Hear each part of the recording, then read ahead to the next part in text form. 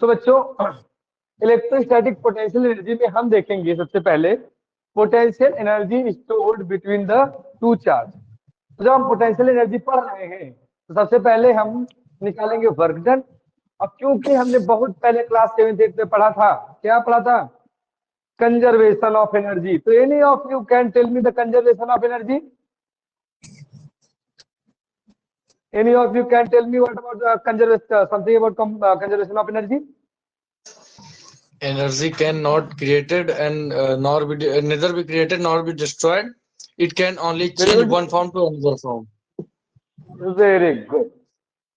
So here our force is what? A variable. The nature of force through between the two charges. The nature of force between the two charges is constant. नहीं है. Okay. That is a variable. That is a factor of x. We know force is inversely proportional to x square, and the force is directly proportional to product of charge. And the formula for the force is 1/4 pi epsilon naught product of charge upon में x square. This is the formula for the force. From this formula, we will find that the value of force will the factor of x. That is, force will follow x square law. That is called inverse square law. This is called inverse square relationship. Inverse square law. Okay. This law is also followed by the gravitational force of attraction. In case of gravitation, the force will always be attractive in nature. But in case of electrostatics, the force may be attractive, may be repulsive. Okay. In case of electrostats, the force will be either attractive or repulsive. Let's talk about another point. If this is charge q1 and from infinity another charge q2 will bring, let this is point A and this is point B. Okay, the distance between the point A and B, let's say x. The distance between the point A and B, let's say x. तो चलो कह देते हैं कि A और B की बीच की दूरी कितनी है? x है. A और B के बीच की दूरी कितनी है? x. A और B के बीच की दूरी कितनी है? x.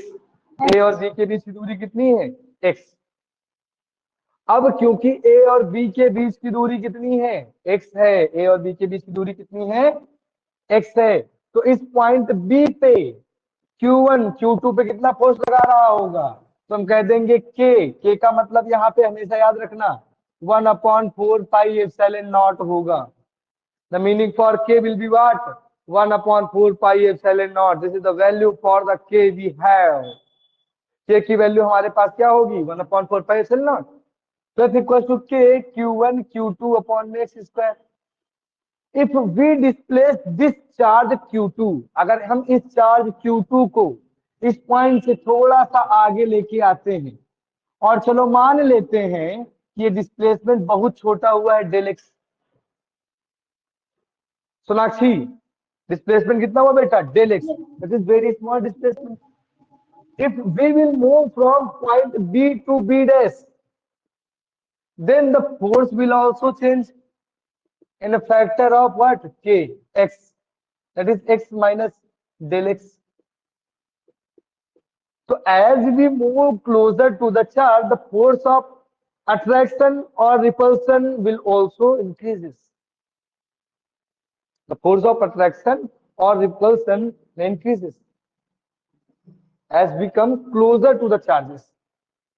The factor of force will be increases or decreases. या तो increase करेगा या तो always be increases in terms of magnitude. Okay, so this is variable. And we know about the work done. What is work done? F dot S. This is the basic formula for work done. If we remove this dot sign that is F S cos theta. सबको work का ये formula पता है, F S cos theta. Work का formula ये होता है ना, force into displacement. Yes, sir. But अभी के केस में क्या है, but in this case work is, force is variable, so we can't write in such a manner. We have to write down del w equals to f del x, f del x, that is del w equals to f del x.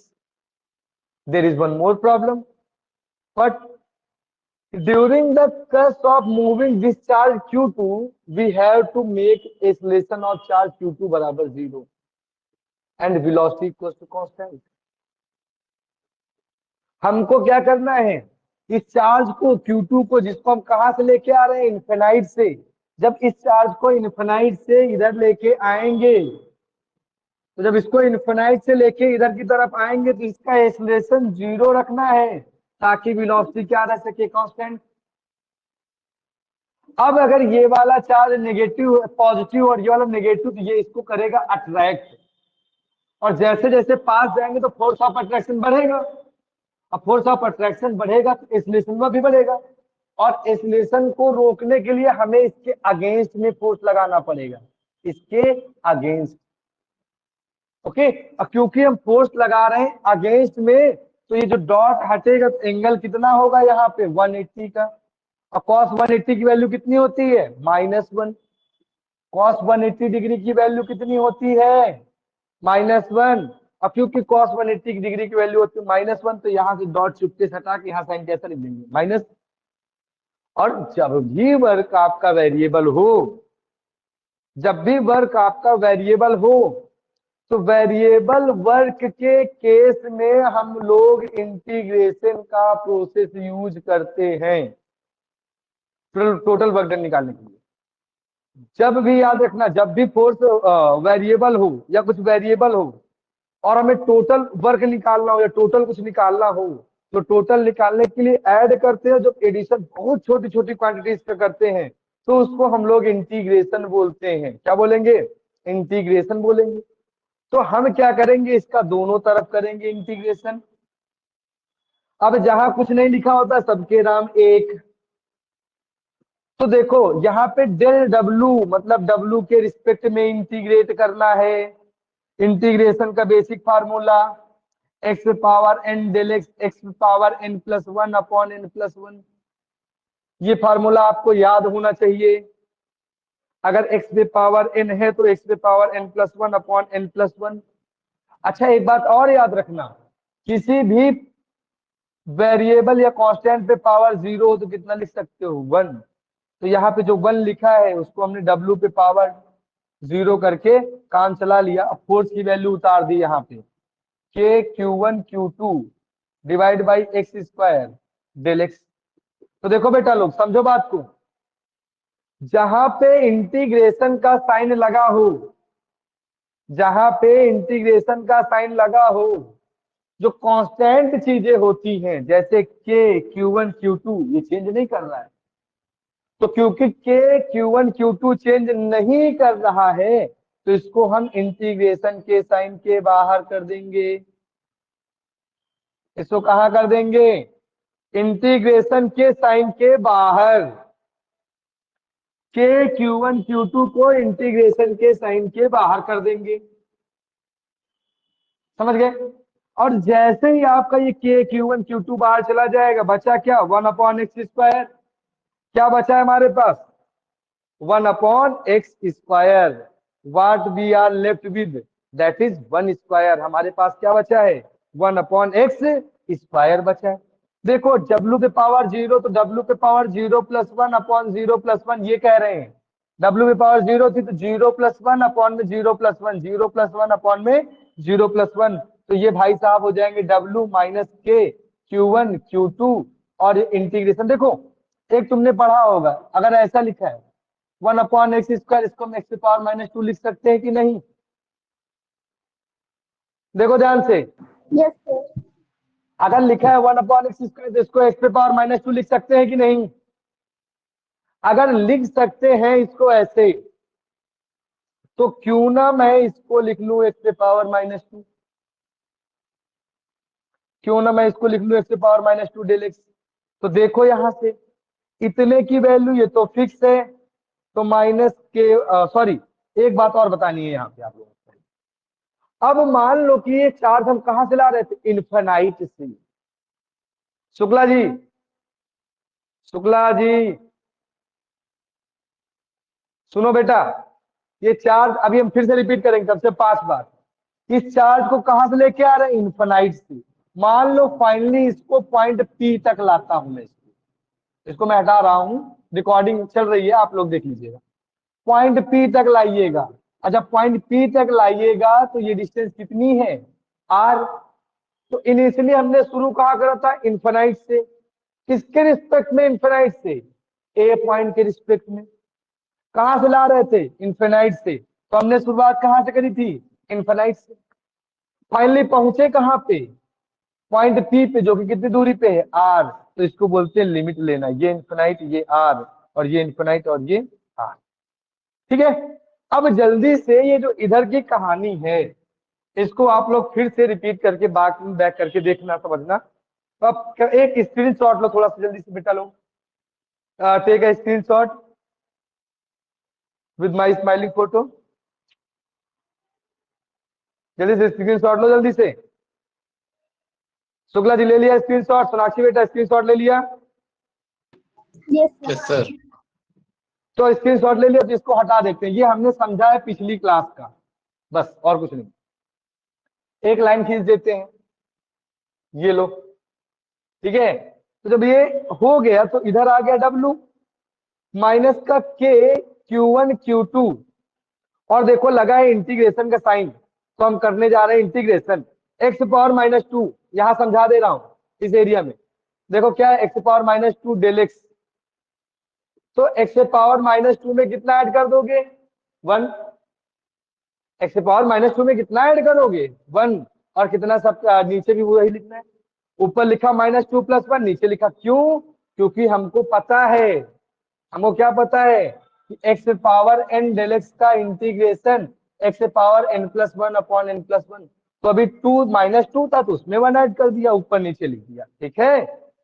तो देखो ये आ जाएगा x power -1/-1, और limit क्या थी? Infinite से लेके are. Limit क्या है? इन्फिनाइट से लेके आर तक है। लिमिट क्या है? Infinite to are. एग्जैक्टली ऐसा ही नहीं पूछा जाएगा। जो हम पढ़ रहे हैं, जो हम कर रहे हैं, इससे मिलते जुलते प्रश्न आएंगे, तो आपको दिमाग में आइडिया लगेगा कि सर जब फोर्स वेरिएबल तो इंटीग्रेट करा था, तब तुम भी इंटीग्रेट करके ऐसे निकाल लेना। ठीक है। खाली पड़ोस के सामने एग्जामिनर नहीं रखेगा। अगर स्वर्ग चाहिए, यशु शुक्ला, यशु शुक्ला, सोनाक्षी, सगुन, यस सर। सभी अपने अपने माइक ऑन करो, सुनो ध्यान से। Yes sir. स्वर्ग की प्राप्ति के लिए मरना आवश्यक है। याद रखना, बिना मरे स्वर्ग किसी को नहीं मिल सकता। Till the time you will not dead, you can't find heaven. ठीक है। Yes, sir. और धरती को तो वैसे ही मृत्यु लोग कहते हैं। तो अगर इसमें अच्छा जीवन चाहिए तो आपको रगड़ के मेहनत करनी पड़ेगी, डट के मेहनत करनी पड़ेगी, तो तुम्हें अच्छी नौकरी मिलेगा, वही स्वर्ग होगा। यशु शुक्ला माइक बंद करो, हो गया। समझ गए? तो देखो इसको हम लोग फर्दर क्या लिख सकते हैं? -k Q1 Q2 -1/x। Power minus का नीचे आ जाएगा तो प्लस का हो जाएगा, माइनस वाला साइन ऊपर नीचे कहीं लिख सकते हैं, कोई दिक्कत नहीं। किसी को शक है क्या? देखो भैया, जैसे a/-b लिखा है, इसको -a/b लिख सकते हैं। लिख सकते हैं कि नहीं? बोलो भाई, लिख सकते हैं कि नहीं? Yes sir. Yes, sir. तो अच्छा कैसे लिख सकते हैं ये भी समझ लो आप। जैसे लिखा था a/-b, इसको -1 से मल्टीप्लाई करो, इसको -1 से। -1 × a, -a, minus plus upon b, खत्म कहानी। Yes. समझ गए ना किस लॉजिक से लिखते थे? लॉजिक नहीं पता रहा होगा, डेफिनेटली डैम श्योर लॉजिक पता था। No, sir. Yes, sir. चलो तुमको पता था, मैं काहे बिल्कुल झूठ सर। बोल रहे हो? ठीक सर है झूठ फिर बोल आगे के बढ़ो। एग्जाम लगा मुझे। हाँ स्वर्ग, मन को अरे शांति, सर कोई आत्मा बात को नहीं। तृप्ति। चलो कोई बात नहीं शुक्ला जी। तो ये इन्फिनाइट से लेके कहां तक पहुंच गए? आर तक। इन्फिनाइट से लेके कहां तक पहुंच गए? आर। अब क्या है कि ये माइनस के Q1 Q2, ये माइनस साइन बाहर आएगा, minus minus plus, minus sign बाहर आएगा, माइनस इंटू माइनस। कक्षा 1-2 में सीखते हैं, माइनस गुणे माइनस बराबर प्लस, प्लस गुणे प्लस बराबर प्लस, प्लस गुणे माइनस बराबर माइनस, माइनस गुणे प्लस बराबर माइनस। दो अपोजिट चिन्हों का प्रोडक्ट हमेशा नेगेटिव होता है और सेम साइन का प्रोडक्ट हमेशा पॉजिटिव होता है। ठीक है, तो फिर अब यहाँ पे ये जो माइनस साइन बाहर हो गए तो बचा क्या था? एक्स।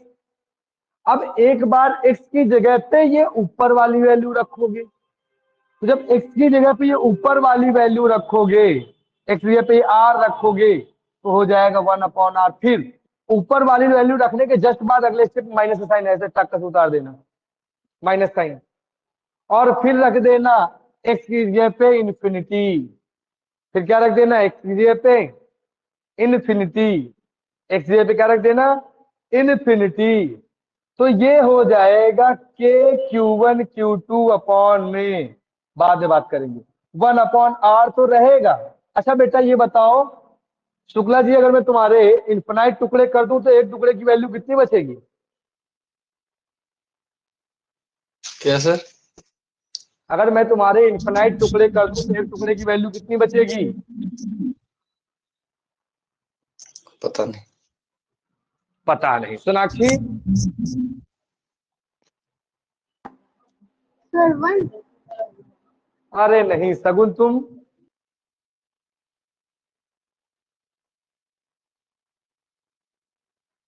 सगुन? सर बहुत कम वैल्यू होगी। बहुत कम को क्या बोल सकते हो? मतलब 10 to 0। 10 to 0।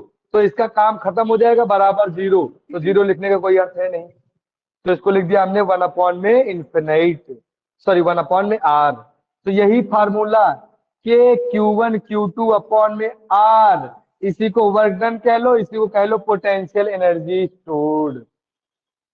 अब जितनी जल्दी हो सके एक बार इसको लिखो सभी, ठीक है? जितनी जल्दी हो सके एक बार लिखो, बिना लिखे आएगा नहीं। देखो लिखना तो पड़ेगा, प्रकृति का नियम है, तोड़ेंगे नहीं। फाइनल फार्मूले पे जब हम जाएंगे तो हम बोर्ड थोड़ा सेट कर लो। तो फाइनल फार्मूले में हमने क्या देखा कि जो पोटेंशियल एनर्जी निकल के आई यू, ये कितना है? के की वैल्यू 1/4πε0 Q1 Q2 अपॉन में आर स्क्वायर, या एक्स, सॉरी अपॉन में एक्स। और एक्स को ही हमने किससे रिप्लेस करा था? आर से रिप्लेस करा था। ठीक है, अब हमसे अगर कोई कह दे कि ये Q2 की वैल्यू 1 कूलाम रही है, तो अगर Q2 की वैल्यू में 1 रख दूं तो ये पोटेंशियल एनर्जी का फार्मूला हो जाएगा Q1/4πε0r। ठीक है, Q2 की वैल्यू कितनी रख दूं? 1। तो ये हो जाएगा Q1/4πε0r। एक्चुअली होता क्या है, कैपिटल यू से तो रिप्रेजेंट करते हैं हम लोग पोटेंशियल एनर्जी को, लेकिन एक टर्म अब और जुड़ेगा जिसको हम लोग बोलेंगे पोटेंशियल। फिर क्या बोलेंगे? पोटेंशियल, और उसको डिनोट करेंगे वी से। तो वी का मतलब क्या होगा? पोटेंशियल। तो जैसे मान लो कि तुम कितना चार्ज लेके आए थे Q2, लेकिन मैं आपसे कहूं कि 1 coulomb charge, that is 1 unit charge को लाने में कितना वर्क करना पड़ा? समझ रहे बात को? ठीक है, जैसे हम 50 गुलाम, 100 गुलाम, 120 गुलाम ऐसे कुछ करके चार्ज लेके आए थे तब तो ठीक था। लेकिन अगर आपसे किसी ने क्वेश्चन करा कि आप 1 गुलाम चार्ज के लिए बताओ, जैसे मैं कह दूं मेरे पास इतने पेन है, इनकी कीमत है 1000 रुपए, तो आप ये पूछोगे ना सर ये बताओ एक पेन कितने रुपए का पड़ा, आप क्या पूछोगे एक पेन कितने रुपए का पड़ा। वही एक कूलाम चार्ज लाने के लिए, एक यूनिट चार्ज लाने के लिए जो वर्क डन करना पड़ता है उसको हम लोग V से डिनोट करते हैं, कैपिटल V से, that is potential. This is the potential energy and this is the potential, this is the potential energy and this is the potential, this is the potential energy and this is the potential. So the work done per unit charge is called electrostatic potential. Like this is also V equals to W upon Q2. W की value थी 1/4 पाई epsilon not, Q1 Q2 upon में R, Q2 से करा divide, Q2 निपट गया, तो बचा क्या हमारे पास, तो V की वैल्यू बची Q1 divided by 4 pi epsilon not R। Sir ये वाला और ये वाला देखने में एक सा लग रहा है लेकिन अंतर क्या है, अंतर क्या है बताओ यशु शुक्ला, ये और ये देखने में एक सा लग रहा है लेकिन अंतर क्या है, जल्दी से बोलो। सर ये इधर पोटेंशियल एनर्जी का, इधर पोटेंशियल का है। हाँ एक्चुअली इसकी यूनिट होगी जूल और इसकी यूनिट होगी जूल पर कूलाम, एक ये अंतर है। फिर माइक बंद करो अपना बेटा, अब देखो आगे कहानी। अब क्योंकि तुमने पोटेंशियल का फार्मूला पढ़ा तो ये पोटेंशियल का फार्मूला रिपीट में देख लेना, स्क्रीनशॉट ले लेना बाद में फिर से। पोटेंशियल का फार्मूला पढ़ा, अब तुमको एक नई चीज सिखाने जा रहा हूं। एक टर्म होता है ग्रेडियंट, एक टर्म होता है ग्रेडियंट। तो बेटा लोग ग्रेडियंट का जो मूल मतलब है, शब्द का अर्थ है, जैसे रेट में जब कोई चीज टाइम के हिसाब से कम ज्यादा होती है चेंज होता है, जब कोई चीज टाइम के हिसाब से बढ़ती घटती है तो उसको हम लोग क्या बोलते हैं, रेट। जब कोई चीज टाइम के हिसाब से घटती बढ़ती है, या यूं कह ले कि हम जब किसी चीज का टाइम के रिस्पेक्ट में डिफरेंशिएशन करते हैं, देखो एक तो हुआ चेंज करना, जब हम बोलते हैं चेंज करना इसका मतलब चेंज में बी ए लार्ज और small, but if we are talking about differentiation it means we are talking about very little, very small change,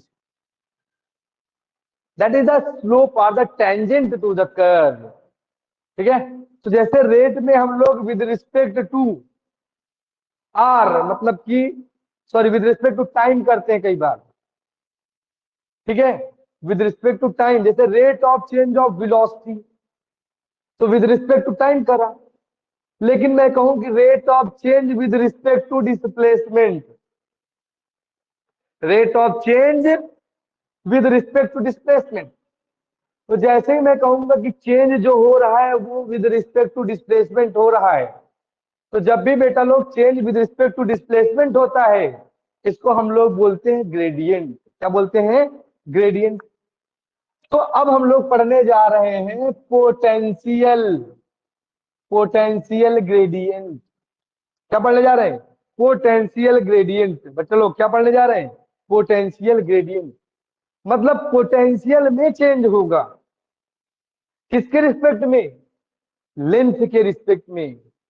तो पोटेंशियल ग्रेडियंट एक ऐसा भी ग्रेडियंट हो जब change with respect to length और distance और height, if we are taking some distance, length, height like things, then actually we are talking about gradient, we are talking about gradient. So we know the formula for the potential is 1/4 pi epsilon naught q by r, and we are talking about change in potential, and that is the potential gradient. It will change take place with respect to height, therefore this is potential gradient। ये जो इसमें परिवर्तन या change हो रहा है with respect to length या height हो रहा है, जब change with respect to length और हाइट होता है तो इसी बात को हम लोग ग्रेडियंट बोलते हैं। सोनाक्षी बेटा क्या बोलोगी?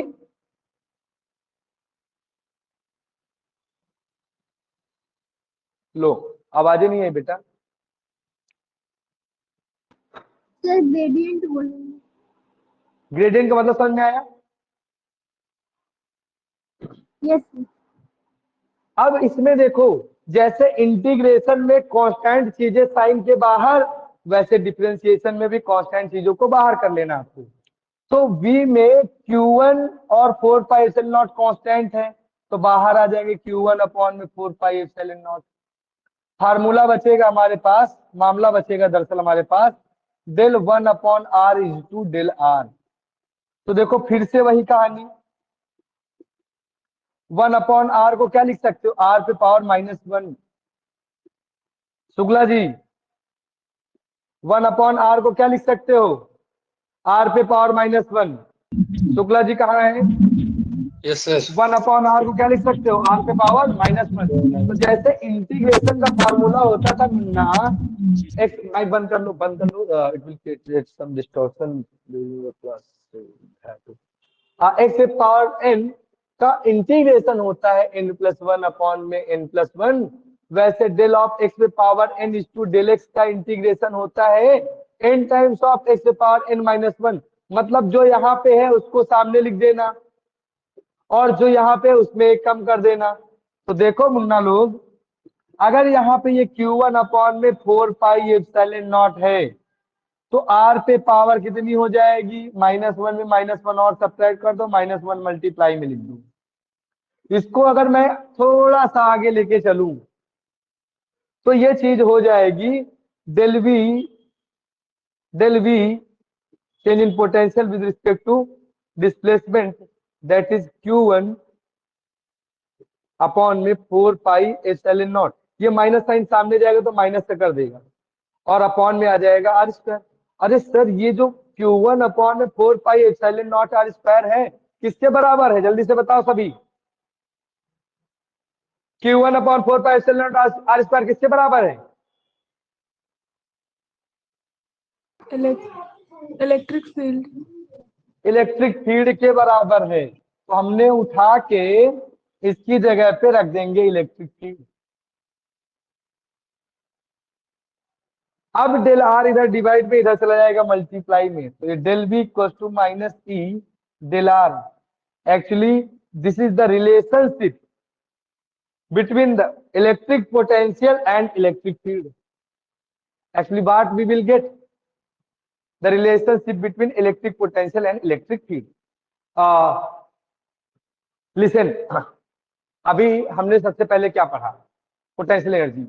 तो एक्चुअली जो पोटेंशियल एनर्जी है वो कंजर्वेटिव इन नेचर है, और कंजर्वेटिव इन नेचर जो चीजें होती हैं वो पाथ पे डिपेंड नहीं करती है। और पाथ पे डिपेंड ना करना ये बताता है कि वो पाथ इंडिपेंडेंट है। इसको पाथ इंडिपेंडेंट बोलते हैं।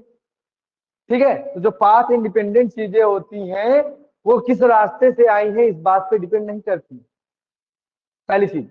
दूसरी बात ये कि कभी हम किसी भी सिस्टम का एग्जैक्ट पोटेंशियल एनर्जी नहीं निकाल सकते हैं। हम लोग कभी भी किसी सिस्टम की एग्जैक्ट पोटेंशियल एनर्जी नहीं निकाल सकते हैं। अगर हम लोग निकालेंगे तो क्या? पोटेंशियल एनर्जी का डिफरेंस। हम लोग क्या निकालेंगे? पोटेंशियल एनर्जी का डिफरेंस निकालेंगे। ठीक है, तो पहले आज इतना नोट करो फिर देखते हैं।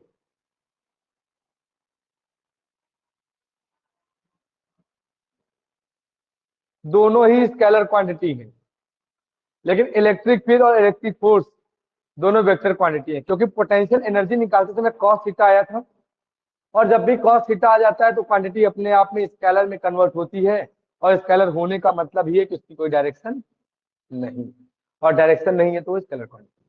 ठीक है, आज की कहानी में जो इतना ट्विस्ट है ये सब आप लोग अच्छे से तैयार करो, फिर कल मिलते हैं इसमें। मैं कल ये वाला चैप्टर फिनिश करूंगा तुम्हारा सेकेंड फिजिक्स का, याद रखना सभी लोग। ठीक है, आज की सभा यहीं पे समाप्त होती है।